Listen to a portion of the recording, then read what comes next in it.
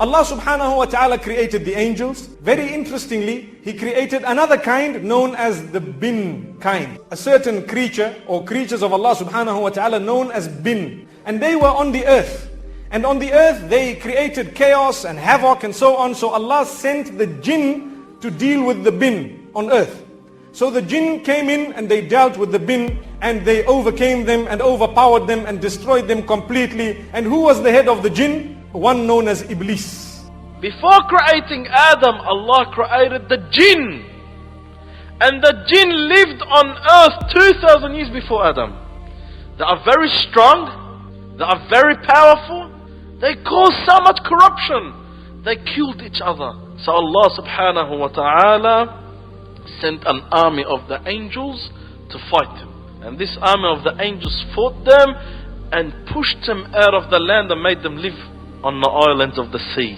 And they've been living on there till the day of judgment. Bismillah, alhamdulillah, wassalatu wassalamu ala rasulillah sallallahu alayhi wa ala alihi wa sahbihi wa man wala, amma ba'd.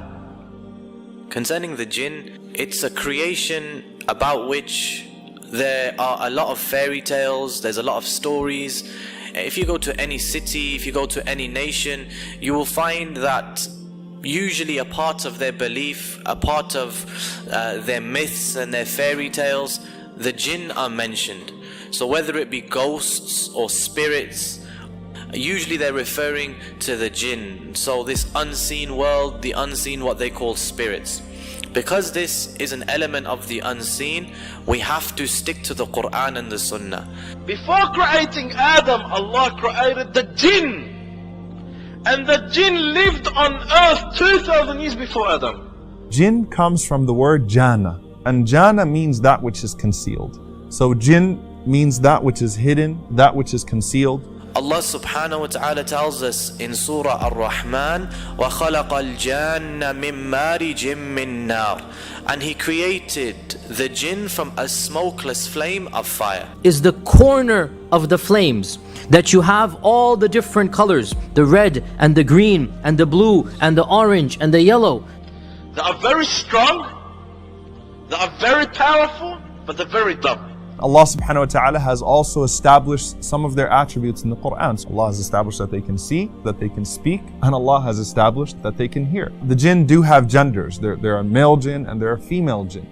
The jinn actually marry and have children. They have offspring. They procreate. So unlike the angels who are just perpetually being created, and both jinn and human beings die. They have janazas, they have graves, they have funerals, they have cultures, they have languages, they have genders. They are different ethnicities and tribes, like we are. They have their languages, we don't learn them. They learn our languages to communicate with us. The jinns don't seem to have a particular shape or form. These entities in all cultures are terrifying to look at, which means they purposely take on forms that terrify, because they don't have original forms.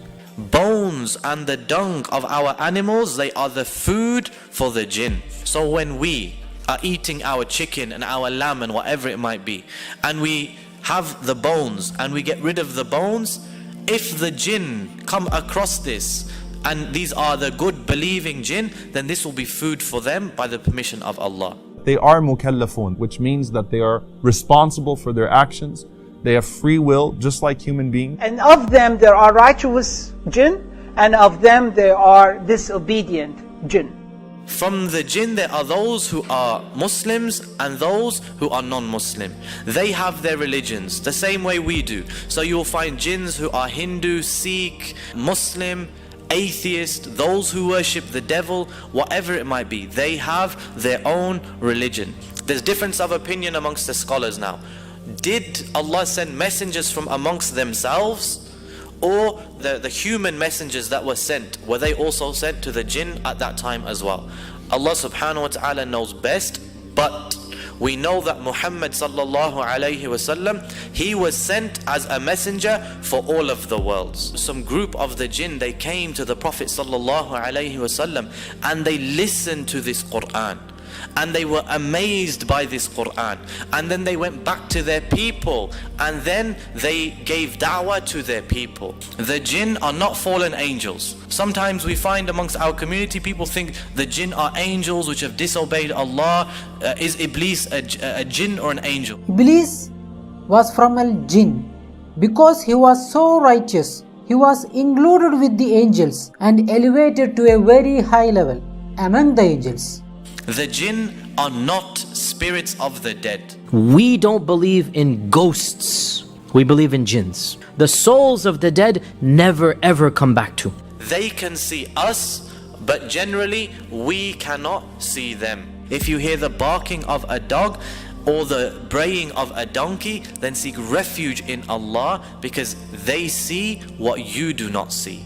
Humans, all of them, can see the jinn if and when the jinn wants to reveal himself to the human. You cannot enter the world of the jinn, but the jinn can enter your world.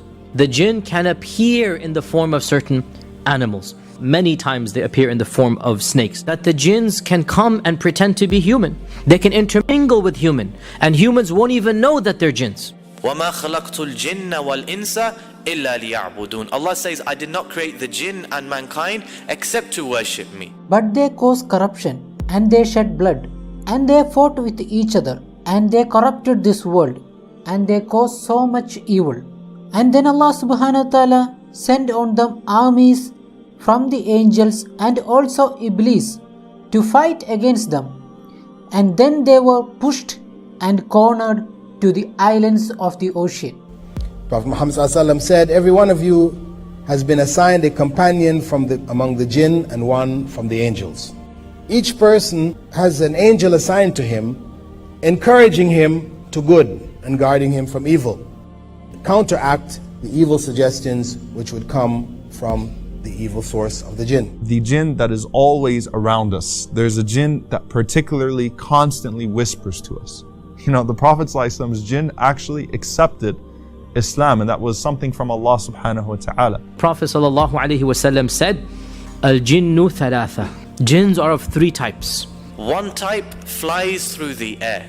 They can go huge distances that would take us hours or days to travel. The jinn of this type which flies, they can cover these distances in the blink of an eye.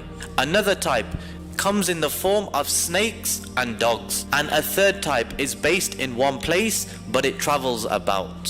This is the one that seems to want to irritate us, want to frighten us, want to come into our lives. Any evil jinn is referred to as a shaitan, and they are the shayateen. Shaitan eats with his left hand and he drinks with his left hand.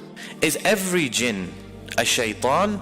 And is every shaitan a jinn? The answer is no. You get shayateen from amongst mankind, and you get shayateen from amongst the jinn. If you don't say Bismillah when you enter your home, then you are inviting the devils in to stay with you. If you don't say Bismillah when you eat, then you've basically turned your house into a hotel for them.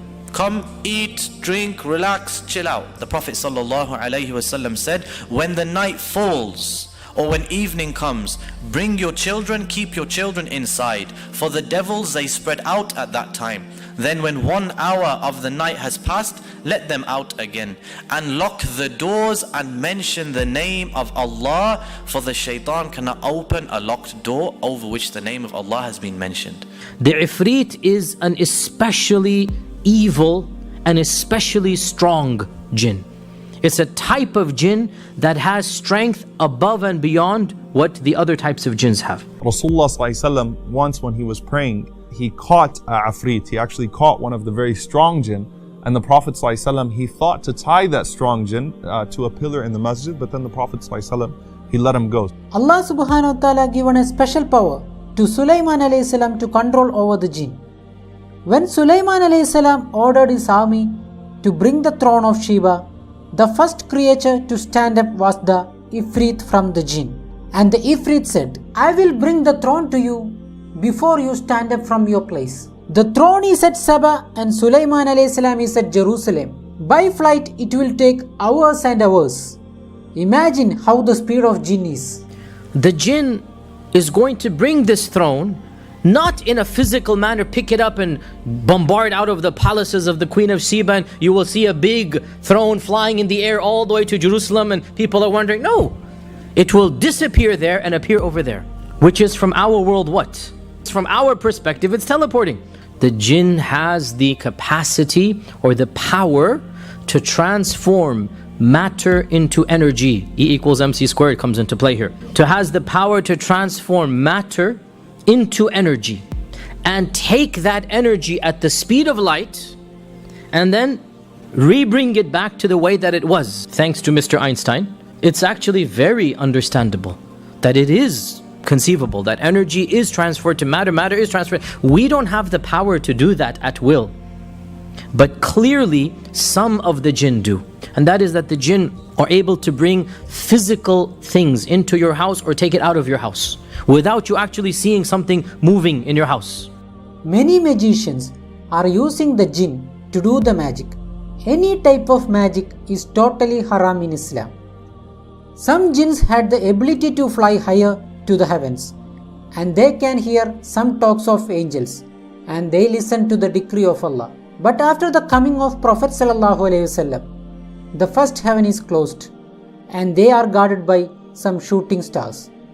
So the jinns are no more able to hear.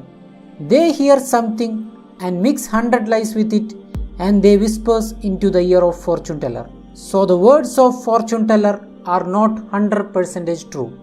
If anyone goes to fortune teller and asks him anything, his prayers will not be accepted for 40 days, and he has disbelieved in Islam.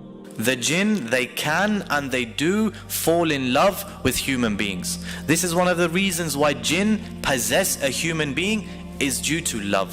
One of the abilities that the jinn have is to possess human beings. Allah subhanahu wa ta'ala mentions, those who consume riba will stand on the day of resurrection like the person who has been beaten by a shaitan, leading him to insanity.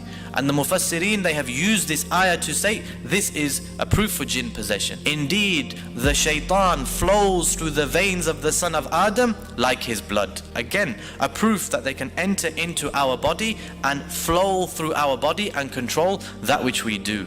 We, from the sunnah of the Prophet sallallahu alaihi wasallam, we have all of the tools that we need to protect our home and our families and ourselves from the shayateen. Point number one, we need to understand that the bricks and the mortar of your house don't become possessed. So it's not your house which is possessed. It's as a result of the people who are in that house. The shayateen are trying to get to the people.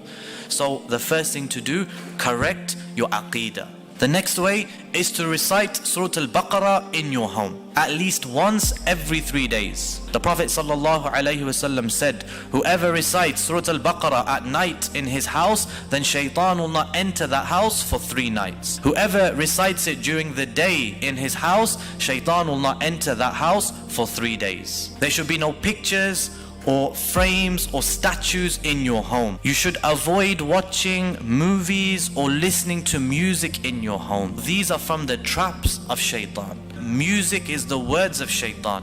If you are pumping the words of shaitan around your house, around your room, the devils are going to come and join you. The next way, when you enter into your house, you must say Bismillah, enter with your right foot. When you close the door, say Bismillah. When you eat your food, say Bismillah. Whatever it might be, mention the name of Allah subhanahu wa ta'ala. Do not curse the devils.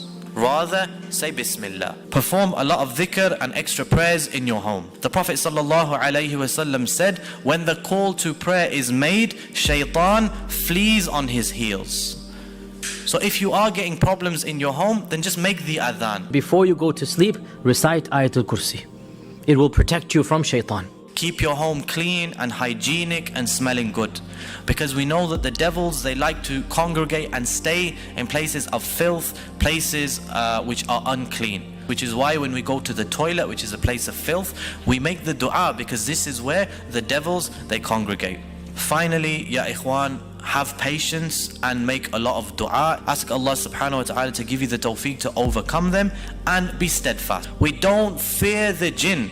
Allah subhanahu wa ta'ala says, this is only shaitan and he frightens you. Him and his supporters, they try to frighten you. So do not fear them, but fear me if you are true believers. Shaitan is weak, ya ikhwan. Inna kayda shaitani kana da'ifa. Indeed, the plot of shaitan is weak. They're faster, they're stronger, they're invisible to us, and they can transform energy and matter back and forth. But we have more wisdom than them. And wisdom trumps physical power. We have the brains over them. Allah says, indeed, over my believing servants, you, O shaitan, you're not going to have any authority. You don't have any control over my believing slaves. And sufficient is Allah as a disposer of affairs. وصلى الله وسلم وبارك على نبينا محمد سبحان الله بحمده سبحانك اللهم وبحمدك نشهد أن لا إله إلا أنت نستغفرك ونتوب إليك.